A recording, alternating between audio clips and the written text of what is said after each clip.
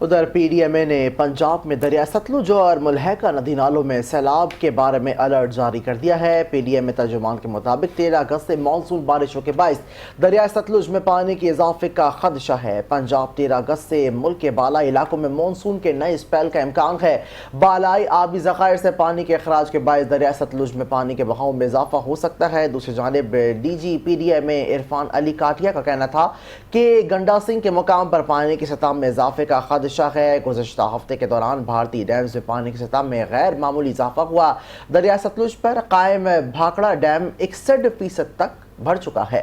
انہوں نے کہا کہ پونگ ڈیم میں پانی کا ذخیرہ 76%، جبکہ تھین ڈیم میں 64% ہے۔ پی ڈی ایم اے پنجاب، ارسا اور محکمہ آبپاشی 24 گھنٹے دریاؤں کی صورتحال کو مانیٹر کر رہا ہے، جبکہ صوبے بھر کے کمشنرز اور ڈپٹی کمشنرانز کو الرٹ بھی جاری کر دیا گیا ہے۔